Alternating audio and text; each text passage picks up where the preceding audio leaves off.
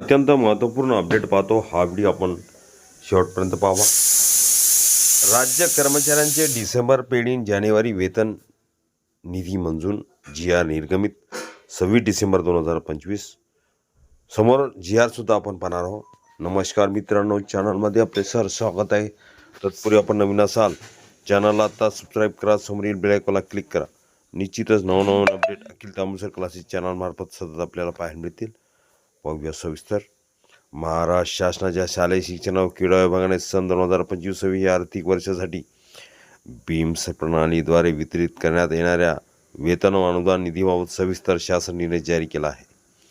या निर्णयामुळे अनेक दिवसापासून शिक्षक व शिक्षकेतर कर्मचाऱ्यांमध्ये असलेला संभ्रम दूर झाला असून हा निधी नेमका कोणत्या पगारासाठी याची माहिती समोर आली आहे. वेतन निधीचा मुख्य उद्देश काय?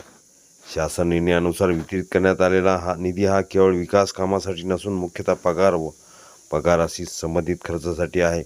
या निधीतून खालील घटकाचे वेतन आधार करण्यात येणार आहे.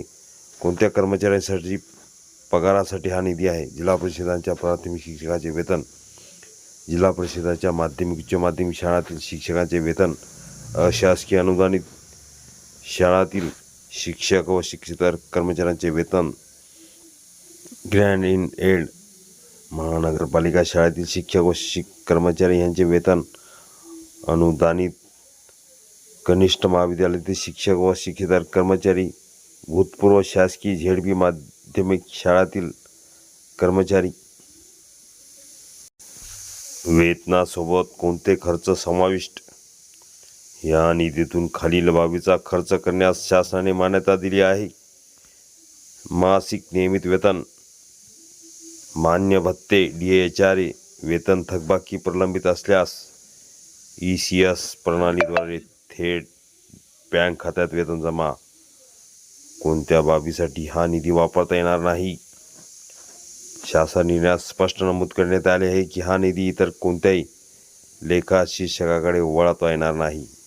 विकास कामे, इमारत बांधकाम, असंबंधित खर्चासाठी वापर करता येणार नाही.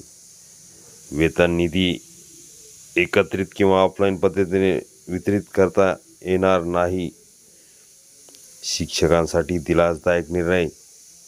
वेतन निधीबाबतची स्पष्टता शिक्षक व शिक्षकेतर कर्मचाऱ्यांसाठी अत्यंत महत्त्वाची ठरली आहे.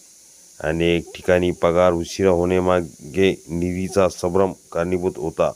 मात्र आता शासन निर्णयामुळे हा निधी थेट वेतनासाठीच असल्याचे स्पष्ट झाले असून पगार आणण्यास कोणताही तांत्रिक अडसर राहणार नाही अशी अपेक्षा व्यक्त केली जात आहे. हा व्हिडिओ उपयोगी वाटला तर लाईक, शेअर आणि अखिल तांबुसर क्लासेस चॅनलला सबस्क्राईब करा. GR पाहूया. राज्य कर्मचाऱ्यांच्या वेतनाबाबत 24 डिसेंबर 2025चा GR. हा GRचे थोडक्यात आपण स्पष्टीकरण बघितलं आहे. अजूनही आपण चॅनलवर नवीन असाल लगेच सबस्क्राईब करा. हा पूर्ण शासन निर्णय अखिल तांबुसर क्लासेसच्या डिस्क्रिप्शन बॉक्समध्ये लिंक आहे, तिथून डाउनलोड करू शकता.